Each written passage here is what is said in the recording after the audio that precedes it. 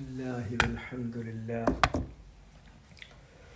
അല്ലാഹുമ്മ സ്വല്ലി അലാ മുഹമ്മദിൻ വഅലാ ആലി മുഹമ്മദ് കമാ സ്വല്ലൈത അലാ ഇബ്രാഹീം വഅലാ ആലി ഇബ്രാഹീം വബാരിക് അലാ മുഹമ്മദിൻ വഅലാ ആലി മുഹമ്മദ് കമാ ബാറക്ത അലാ ഇബ്രാഹീം വഅലാ ആലി ഇബ്രാഹീം ഇന്നക ഹമീദും മജീദ്. أما بعد فإن أصدق الكلام كلام الله وخير الهدي هدي محمد صلى الله عليه وسلم وشر الأمور محدثاتها فكل محدثة بدعة وكل بدعة ضلالة وكل ضلالة في النار.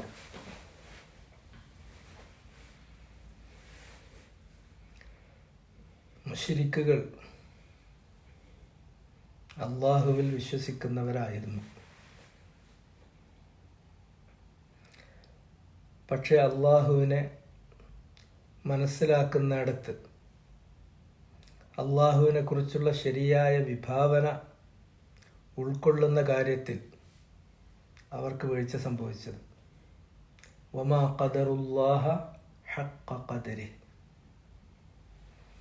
അള്ളാഹുവിനെ എങ്ങനെയാണോ കണക്കാക്കേണ്ടിയിരുന്നത് ആ കണക്കാക്കേണ്ട യഥാവിധം കണക്കാക്കിയില്ല, മുറപ്രകാരം കണക്കാക്കിയില്ല, അഥവാ വിഭാവനയിൽ വീഴ്ച വന്നു എന്നതാണ് അവരുടെ ഒരു പ്രശ്നം. ഏറ്റവും നല്ല ഉദാഹരണമാണ് ഹുദൈബിയ സന്ധി എഴുതുന്ന സമയത്ത് നബി സല്ലല്ലാഹു അലൈഹി വസല്ലം അലി ഇബ്നു അബീ ത്വാലിബ് റളിയല്ലാഹു അൻഹുവിനോട് എഴുതാൻ വേണ്ടി പറയുന്നു, ബിസ്മില്ലാഹിർ റഹ്മാനിർ റഹീം, റഹ്മാനും റഹീമുമായ അള്ളാഹുവിൻ്റെ പേരിൽ. ഖുറൈശികളെ പ്രതിനിധീകരിക്കുന്ന സുഹൈൽ അദ്ദേഹം ഒബ്ജക്റ്റ് ചെയ്തു, ഞങ്ങൾക്കറിയില്ല, അത് റഹ്മാനും റഹീമുമായ അള്ളാഹ് ഞങ്ങൾക്കറിയില്ല, ഞങ്ങൾക്കറിയുന്നത് എഴുത്, ബിസ്മിക അല്ലാഹുമ്മ. അതുകൊണ്ട് തന്നെ ഖുർആനിൽ അല്ലാഹു സുബ്ഹാനഹു വതആല ഈ യാഥാർത്ഥ്യത്തെക്കുറിച്ച് വ്യക്തമാക്കിയിട്ടുണ്ട്. വഇദാ ഖീല ലഹും ഉസ്ജുദൂ ലിർറഹ്മാനി ഖാലൂ വമർ റഹ്മാൻ അനസ്ജുദു ലിമാ തഅ്മുറുന വസാദഹും നുഫൂറ. റഹ്മാനായ അള്ളാഹുവിന് നിങ്ങൾ സുജൂദ് ചെയ്യൂ എന്ന് പറഞ്ഞാൽ അവരെ പ്രതികരണം എന്താ? വമർ റഹ്മാൻ, എന്താ നീ പറയണേ റഹ്മാൻ? അള്ളാഹുവിന് റഹ്മാൻ എന്നൊരു പേരുണ്ട്, റഹീം എന്നൊരു പേരുണ്ട്, റഹ്മത്ത് അവൻ്റെ വിശേഷണമാണ്. ഇങ്ങനെ അള്ളാഹനെ അവർ കണക്കാക്കിയിട്ടില്ല. നീ പറയുന്നവർക്കൊക്കെ സുജൂദ് ചെയ്യാനോ ഞങ്ങൾ? അവർക്ക് നബി സല്ലല്ലാഹു അലൈഹി വസല്ലം അവരെ ക്ഷണിക്കുന്ന ആ സത്യത്തിനോട് അവർക്ക് കൂടുതൽ അകൽച്ചയും വെറുപ്പും വർദ്ധിക്കുക ചെയ്ത വസാദഹും നുഫൂറ. കാരണം അവരെ സങ്കല്പത്തിൽ അങ്ങനെയൊന്നില്ല, അവരുടെ വിഭാവനയിൽ അങ്ങനെയൊന്നില്ല. അപ്പൊ അള്ളാഹ് റഹ്മാനാണ് റഹീമാണ് എന്ന് പറയും. റഹ്മത്ത് അള്ളാന്റെ വിശേഷണമാണ്, റഹ്മാനും റഹീമും അള്ളാന്റെ പേരുമാണ്. പക്ഷെ ഇത് നമ്മൾ പറയുന്ന സന്ദർഭത്തിൽ ഭാഷയ്ക്ക് ഒരു വലിയ പരിമിതിയുണ്ട്. ഭാഷ എപ്പോഴും നമുക്ക് നൽകുന്നത് ഒരു സാമാന്യ തത്വത്തെ മാത്രമാണ്. അതിൻ്റെ യാഥാർത്ഥ്യവുമായി ഒരുപാട് അകലമുണ്ടായിരിക്കും അതിന്. ഇസ്മ മുസമ്മ എന്ന അറബി പറയും. ഇസ്മും മുസമ്മയും തമ്മിൽ ഒരുപാട് വ്യത്യാസമുണ്ട്. ഭാഷയിൽ നമ്മൾ ഉപയോഗിക്കുന്ന വാക്കുകൾ എന്ന് പറയുന്നത് സംഗ്രഹങ്ങളാണ്, സാമാന്യ തത്വങ്ങളാണ്. എന്നാൽ യാഥാർത്ഥ്യം എന്ന് പറയുന്നത് അനുഭവങ്ങളാണ്, അതിൻ്റെ സൂക്ഷ്മ സ്വരൂപങ്ങൾ ഭാഷയിൽ നിന്ന് കിട്ടുന്നതിനേക്കാൾ എത്രയോ വ്യത്യസ്തവുമാണ്. റഹ്മത്ത് എന്ന് പറയുന്നത് നമ്മളത് കാരുണ്യം എന്നൊക്കെ മലയാളത്തിൽ പറയും.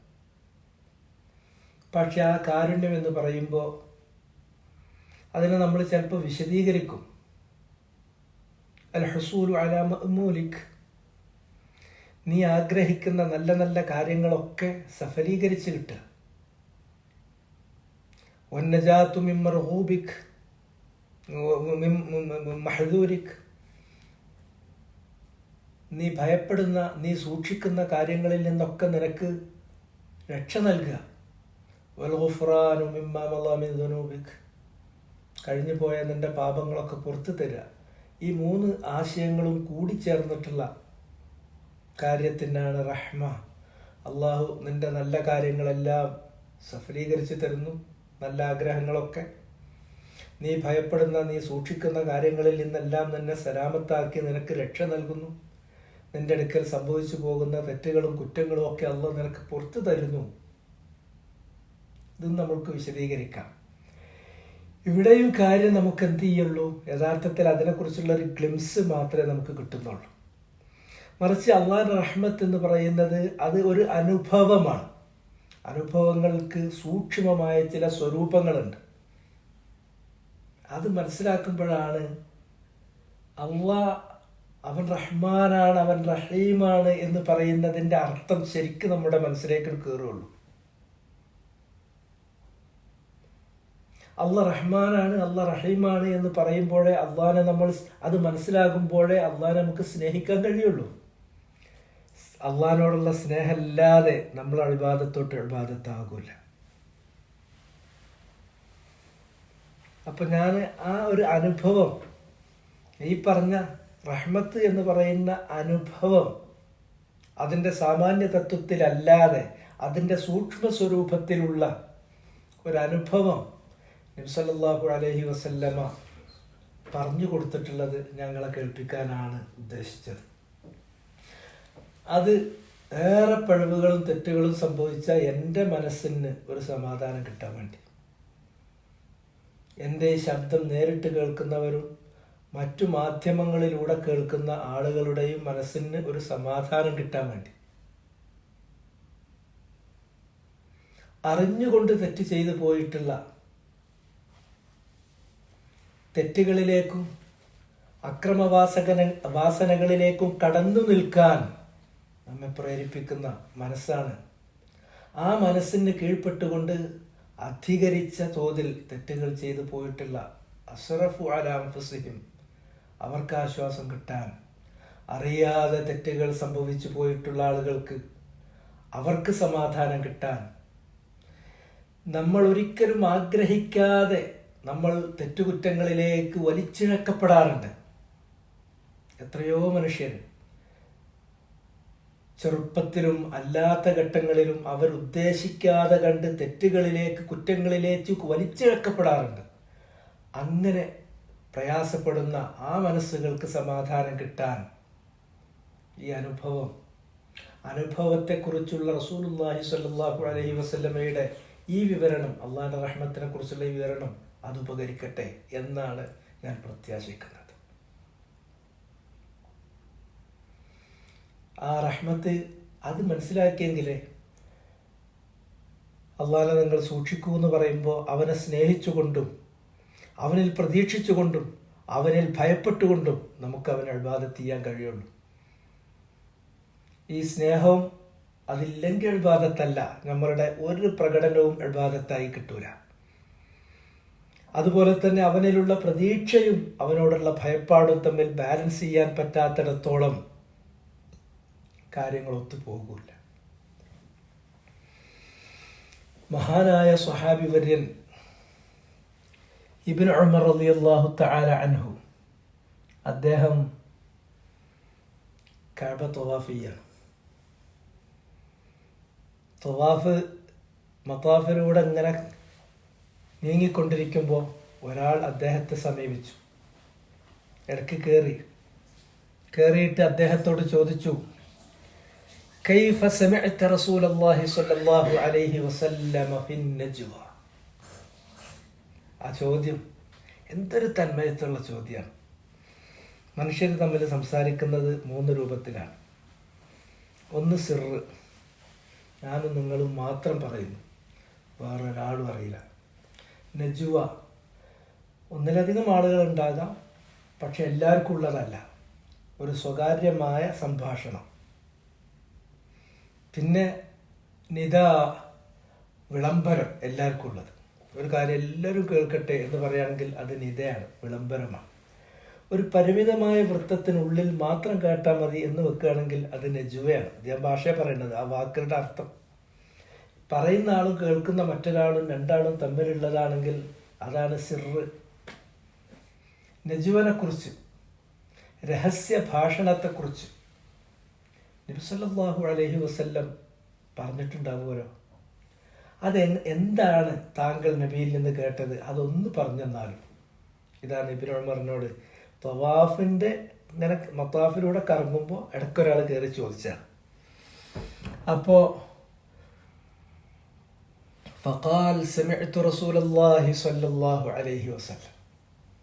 ഇബ്നു ഉമർ അദ്ദേഹത്തിന് മത്താഫിൽ തവാഫ് ചെയ്തുകൊണ്ടിരിക്കെ, തവാഫ് ഇബാദത്താണ്, ആ ഇബാദത്തിൽ നമസ്കാരം പോലെയല്ല, വേറെയുള്ള ചില സംസാരങ്ങൾ പറ്റും. നമസ്കാരത്തിൻ്റെ സംസാരം പറ്റുള്ളൂ. ഇതിൽ ഇങ്ങനെയുള്ള കാര്യങ്ങളൊക്കെ പറ്റും. ദിക്ർ പറ്റും, ദുആ പറ്റും, ഖിറാഅത്ത് പറ്റും. അത്യാവശ്യമായ മറ്റു കാര്യങ്ങളൊന്ന് അടുത്തുള്ള ആളോട് സംസാരിക്കണമെങ്കിൽ സംസാരിക്കാം. അതുപോലെ തന്നെ ഇത്തരം തഅലീമ് പറ്റും.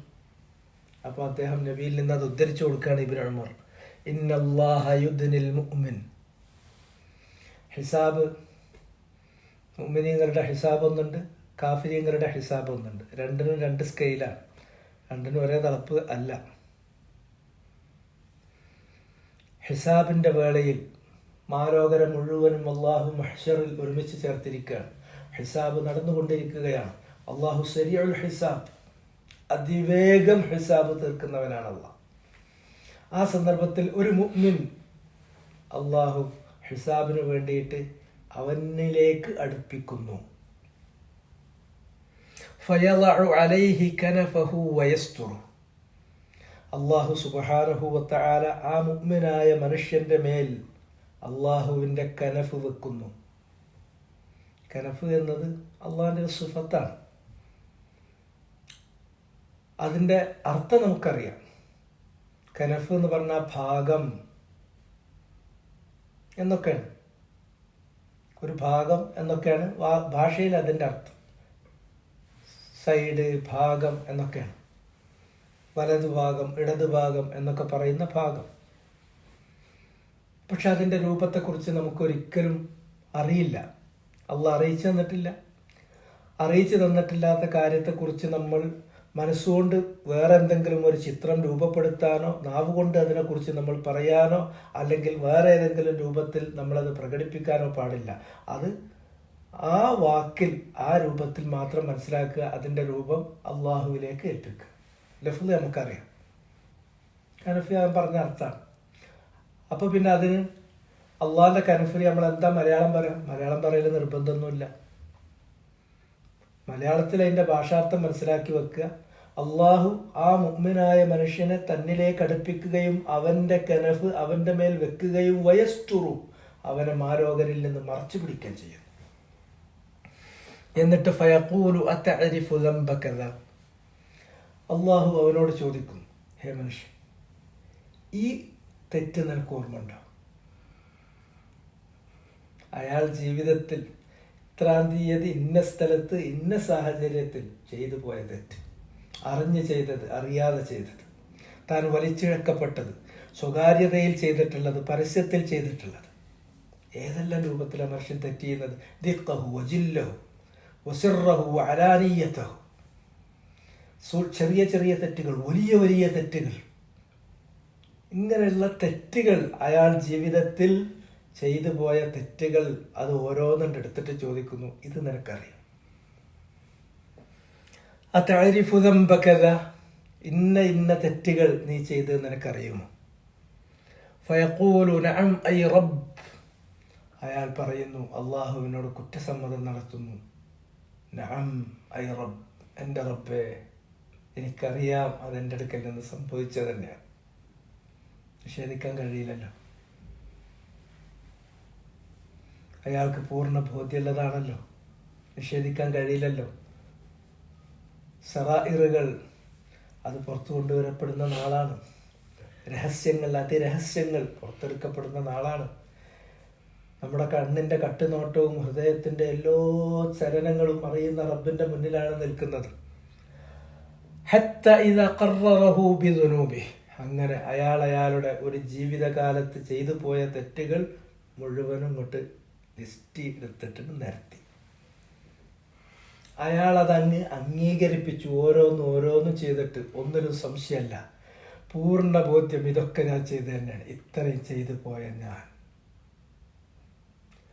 അങ്ങനെ ആ കാര്യങ്ങൾ മുഴുവൻ അംഗീകരിപ്പിച്ചപ്പോൾ അയാളുടെ മനസ്സിൽ പൂർണ്ണമായ ഒരു ബോധ്യം വരിക, ഞാൻ നശിച്ചത് തന്നെ. ഇനി ഇതിൻ്റെ അവസാനത്തിൽ എന്നെ നരകത്തിക്കാൻ തട്ടാനേ ഉള്ളൂ, കാരണം ഇതൊക്കെ ചെയ്തു പോയതല്ലേ. ദുന്യാവിൽ സ്വകാര്യമായിട്ട് ആരും അറിയാതെ ഇരുട്ട് പോയി ചെയ്തത്, വേറെലോൻ അറിയാതെ ചെയ്തത്, മനസ്സിൽ ഒളിപ്പിച്ച് ചെയ്തത്, ഇങ്ങനെ ചെയ്ത കാര്യം ഇപ്പം അതെല്ലാം അല്ലാഹ് എന്നെ വിളിച്ചിരുത്തി ഓരോന്ന് അംഗീകരിപ്പിച്ചു. ഇത്രയധികം ചെയ്തു പോയ എനിക്ക് ഇനി നാശമല്ലാതെ, ഇനി എനിക്ക് നരകത്തിലേക്ക് എറിയപ്പെടുക എന്നതല്ലാതെ മറ്റൊന്നുമില്ല എന്ന് അയാൾക്ക് ഉറപ്പാകുമ്പോൾ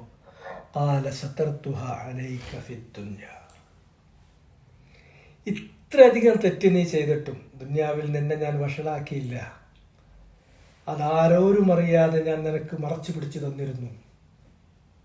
അങ്ങനെ ദുനിയാവിൽ വലിയൊരു മാന്യനായിട്ടാണ് നീ ആ ദുനിയാവ് നടന്ന് തീർത്ത് പോകുന്നത് അല്ലേ? അപ്പോഴും അയാളെ എന്താണ് അയാളുടെ അവസ്ഥ?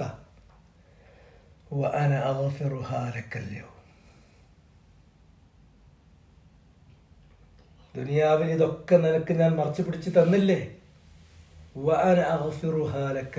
ഇന്ന് ഈ ദിനത്തിൽ ഹിസാബിന്റെ വേളയിൽ പരലോകത്ത് അത് ഞാൻ നിനക്കിതാ പുറത്തു തന്നിരിക്കുന്നു. അതെല്ലാം നിനക്ക് ഞാനിതാ ഈ ഹിസാബിന്റെ സന്ദർഭത്തിൽ പരലോകത്ത് വെച്ച് നിനക്ക് ഞാൻ പുറത്തു തന്നിരിക്കും.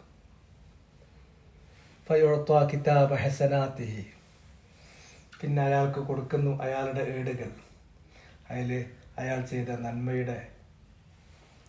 നന്മയുടെ ഏടുകളാണ്. അത് അയാളുടെ കയ്യിൽ നമുക്ക് വെച്ചു കൊടുക്കുന്നു. ഇതാണ് അള്ളാന്റെ റഹ്മത്ത്. ഇതാണ് ഈ റഹ്മത്ത്. ഇത് നമുക്ക് പറഞ്ഞു, ഇത് നമ്മൾ റഹ്മത്ത് എന്നൊരു അറബി വാക്ക് അല്ലെങ്കിൽ അതിന് മലയാളം തേടിയിട്ടൊരു കാരുണ്യം എന്ന് പറഞ്ഞാൽ തിരിയോ മനസ്സിലാവില്ല. ഇതൊരു അനുഭവമാണ്. അള്ളാന്റെ റഹ്മത്ത് അത് അനുഭവിക്കണം. നമ്മൾ ഈ ഭൂലോകത്ത് ജീവിക്കുമ്പോൾ അത് പലതും അനുഭവിക്കുന്നുണ്ട്, പക്ഷെ നമ്മളതിനെക്കുറിച്ച് ബോധവാന്മാരല്ല. പക്ഷെ അത് ഏറ്റവും നല്ല രൂപത്തിൽ അനുഭവിക്കുന്നത് മുഴുവനുണ്ട് നിരത്തിയിട്ട് ഒന്നും നിഷേധിക്കാൻ പറ്റാതെ ഒക്കെ അള്ളാന്റെ മുന്നിൽ കുറ്റസമ്മതം നടത്തിയിട്ട് ഇല്ല ഇനി നരകത്ത് തട്ടിയിട്ടാൽ മതി എന്നെ എന്ന് ഉറപ്പാക്കുമ്പോൾ അള്ളാഹ് കഴിഞ്ഞതൊന്നുണ്ട് ഓർമ്മിപ്പിക്കുന്നു. സതർതുഹാ അലൈക ഫിദ്ദുനിയ, ദുനിയാവിൽ വെച്ച് അതൊക്കെ ഞാൻ മറച്ചു പിടിച്ചു. നീ മാന്യനായി ദുനിയാവ് നീന്തി കയറിയില്ലേ ഇവിടെ. വഅന അഗ്ഫിറുഹാ ലക്കൽ യൗം, ഇത് നിനക്ക് ഞാൻ ഇന്ന് പുറത്ത് തന്നിരിക്കുന്നു. ഇങ്ങനെ അള്ളാന്റെ റഹ്മത്ത് വിശദീകരിക്കപ്പെട്ടിട്ടുണ്ട് ഇഷ്ടം പോലെ. ആ വിവരണങ്ങൾ അത് നമ്മൾ വായിക്കുമ്പോൾ അള്ളാഹ് റഹ്മാൻ റഹീം, ബിസ്മില്ലാഹിർ റഹ്മാനിർ റഹീം, അൽഹംദുലില്ലാഹി റബ്ബിൽ ആലമീൻ, അർറഹ്മാനിർ റഹീം. അപ്പോൾ ആ റഹ്മത്തിനെ നമുക്ക് അനുഭവമില്ലെങ്കിലും, ആ പരലോകത്ത് വെച്ച് നടക്കുന്ന അനുഭവമില്ലെങ്കിലും ദുനിയാവിൽ നമ്മൾ ഒരുപാട് റഹ്മത്ത് അറിയുന്നുണ്ട്, അനുഭവിക്കുന്നുണ്ട്. അപ്പം അള്ളാഹിനെ നമ്മൾ എത്ര കണ്ട് സ്നേഹിക്കും. അള്ളാഹിനെ ഈ അള്ളാഹിൻ്റെ റഹ്മത്ത് എത്രത്തോളം മനസ്സിലാക്കാൻ പറ്റുന്നു അത്രത്തോളം സ്നേഹിക്കും. ആ സ്നേഹത്തിൻ്റെ തീവ്രതയിൽ അല്ലദീന ആമനു അശദ്ദു ഹുബ്ബൻ ലില്ലാഹ്, ആ ഹുബ്ബിൽ പിന്നെ നമുക്ക് ആവശ്യം ഖൗഫിൻ്റെയും റജാഇൻ്റെയും ബാലൻസാണ്. അള്ളാഹിനെ കുറിച്ചുള്ള പേടിയുടെയും അള്ളാഹിനെ കുറിച്ചുള്ള പ്രതീക്ഷയുടെയും ബാലൻസാണ്. അതാണ് ഇബാദ. അതുകൊണ്ട് അള്ളാഹിനെ അറിയുക, ഒന്നും പേടിക്കാനില്ല, പ്രതീക്ഷ കൈവിടേണ്ട ഒരു കാര്യമല്ല. അള്ളാഹിൻ്റെ ശിക്ഷയെ പേടിക്കണം, പക്ഷെ നമ്മൾ നിരാശപ്പെടാൻ പാടില്ലതാനും. ചിലർ തല ഉയർത്താൻ കഴിയാത്ത ഒരുപാട് ആളുകളുണ്ട്. ഇല്ല ഇനി എനിക്ക് രക്ഷയില്ല എന്ന് കരുതിയിട്ട് ഞാൻ ഇങ്ങനെ പോകട്ടെ എന്ന് കരുതുന്നവരുണ്ട്. ഇല്ല, ആവശ്യമില്ല, അള്ളാഹിൻ്റെ റഹ്മത്ത് അതിനേക്കാൾ വലുതാണ്.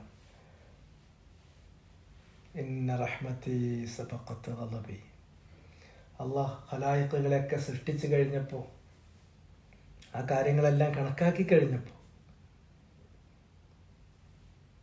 അവൻ്റെ ഇൽമിൽ മുൻകഴിഞ്ഞു പോയിട്ടുള്ള അതെല്ലാം തന്നെ രേഖപ്പെടുത്തി വെച്ച് കഴിഞ്ഞപ്പോൾ അള്ളാഹു ഏട്ടിൽ എഴുതി വെച്ചു. ആ ഏട് അള്ളാഹിൻ്റെ അടുക്കൽ അർശിൻ്റെ മുകളിലുണ്ട്. ഇന്ന റഹ്മതി സബഖത്ത് ഗളബി. എൻ്റെ കോപത്തെ മികച്ചു നിൽക്കുന്നതാണ് എൻ്റെ റഹ്മത്ത്. എൻ്റെ റഹ്മത്ത് എൻ്റെ കോപത്തെ മികച്ചു നിൽക്കുന്നു. ഒരു പ്ലസ് അവിടെയാണ്.